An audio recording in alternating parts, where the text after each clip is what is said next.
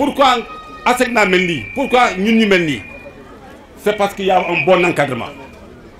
fii les jeunes sont soudés benn cadre la ñu il y a une nouvelle conscience citoyenne buy ñuy développer man ils sont tout le temps avec moi mais li ma leen di gëm wax mooy li ma leen jàngal Lamine Mbaye mi ngi nii bokkat bu fi nekkoon ma tous ces jeunes là gëm leen seen bopp gëm leen seen bopp ne vous habituez pas à la main tendue la politique la main tendue gëm leen seen bopp le peu que vous avez gëm leen ko ngeen dem ngeen jéem a avancer te lépp leen di nit wax na doon une sincérité ku leen nax bu leen ko nangu vous êtes des jeunes yow ngeen jàngeen donc loolu ma ci féliciter vraiment les jeunes li ñuy def boole Daaru Rahman 8 Daaru Rahman 2 benn barak 4 def nañ ñu rafet c'est-à-dire que l'ASC dafay symboliser l'intercommunalité dafa jóge Pikine dem ba Guédiawaye je pense qu'il est rare de voir des ASC de ce genre dafa jóge Pikine jëm Guédiawaye fii yëpp benn kaddu la man de Sarr kër gu ma neex ma dugg su ma fa demee je suis reçu en roi amul kër gu may bañ mënul dugg fii je pense que mën nañu ma seede maa ngi gërëm ñëpp di sant ñëpp. parce que maa ngi leen di remercier yéen waa Thiaroye Yeumbeul TV bi ma jox chance opportunité ma mën a waxtaan ak yéen waxtaan ak askan bi li ñu fi indi tey dafa nekk li nga xam ne lu symbolique la ndax tey xale yi nekk ci koñ bi waa Daaru Rahman 8 Daaru Rahman 2 ak Yeumbeul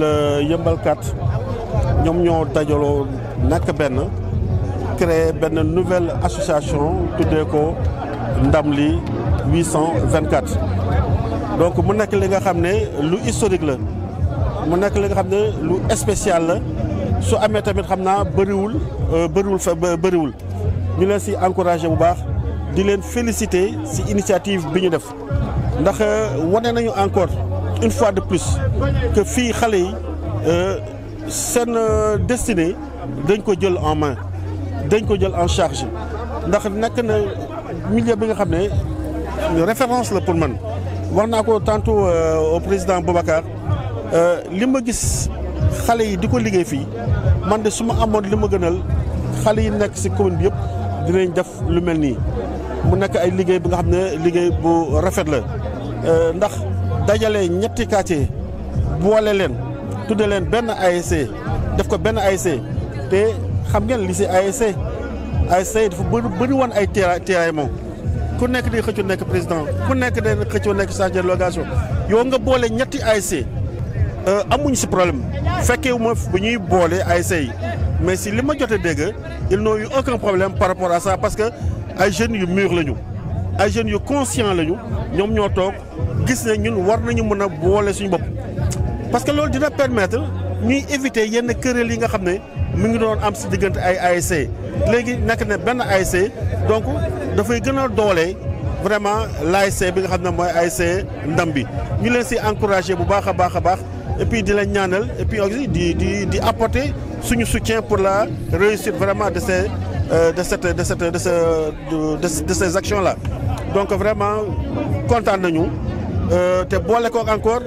yenn action yi nga xam ne bëgg nañ ko def tel que reboisement action bi ñu doon def maanaam ubbi benn cantine fii parce que cantine bi suñ ko ubbee c'est-à-dire cantine soo xoolee c'est quelque chose de fédérateur nit ñëpp dañ fiy daje nit ñëpp dañuy toog di waxtaan nit ci nekk benn xool yi nekk benn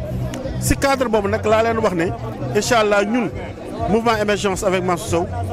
dina am li nga xam ne dinañ leen ko jox lu ñu dugal ci biir cantine bi maanaam lu ñuy jaay lu mel ni ay boissons wala leneen équipé leen ko mu nekk suñu contribution par rapport ak li nga xam ne ñoom ñu koy def nii. loolu bokk na ci action yi nga xam ne bëgg nañ ko def ak yeneen yi nga xam ne bon yooyu peut-être il faut que ma toog ak sama mouvement ñu toog li nga xam ñu wax li nga xam ne mën nañ leen ko ci dolli mais loolu déjà man jël naa boobu sama initiative bopp que loolu dinañ ko def le reste nag à la suite d'une rencontre avec une concertation ak ñi ma bokkal mouvement bi si lañ ko mën a def mais quand même vraiment ñu ngi leen di remercier bu baax di leen remercier yéen tamit Thiaroye Yeumbeul TV ndax macha allah yéen a ngi gën a avancé ndax foo tourné ñu ngi leen di gis te professionnalisme vraiment ngeen di wane man am na benn point de presse bi ma doon def mais élément bi ma bëggoon si yéen laa jaar ngeen jox ma ko sans problème donc ñu leen di remercier bu baax di leen encourager xamal leen ne on est avec vous et derrière vous pour vous soutenir. ASC Darou Rahmane 2 damaa rafetlu seen taxawaay ndaxte moment bii li nga gis ASC di yëngu bariwul ñu am initiative dajale mbooloo mi def reboisement xalaat ne lii duñ ko defee dina taaral dëkk bi ñu def seen loxo du ma mën a dul applaudir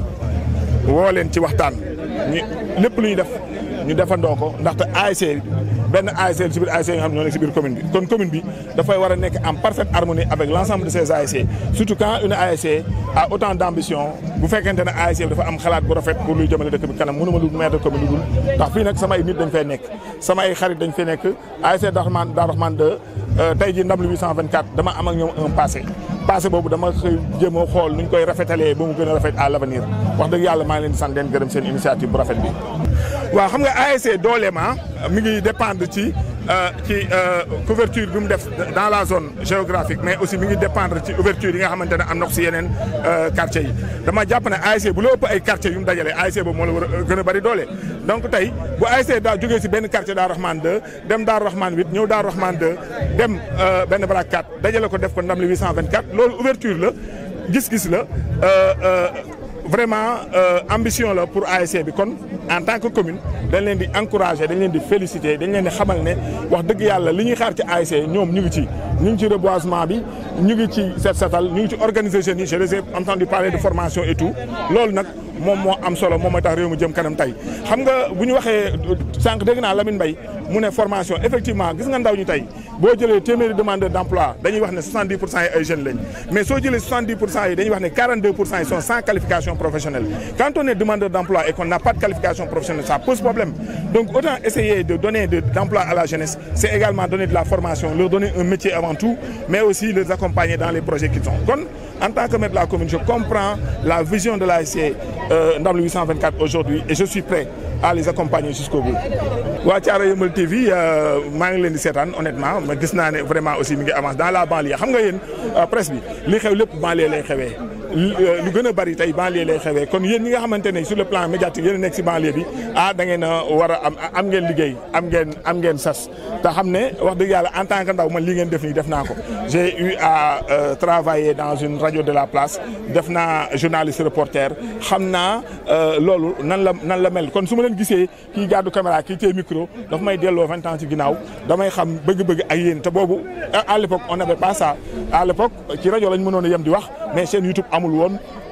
génn télé yombul woon donc yéen ñi nga xam ne yéen nekk ci télé bi dama leen di ñaax si ngeen di xool ci li gën a rafet ngeen di ko wane. xam nga banlieue bi yéen a yor micro yéen a yor caméra xool leen li gën a positif si banlieue bi ngeen di ko wane parce que loolu mooy taaral banlieue moo koy jëmmal am télé ak chaîne YouTube nekkul lu gën a négatif nga dem génne ko déedéet. damaa wax sama benn xarit am na ñu nekk fii tey ñu ko fekkee dañoo dem à la Tour Eiffel à Paris benn guddi ñu taxaw kaña yi di dox si suñu tànk yi ñu taxaw ma ne ki ma taxawal lii ay kaña la mu ne waaw ma ne ko est-ce que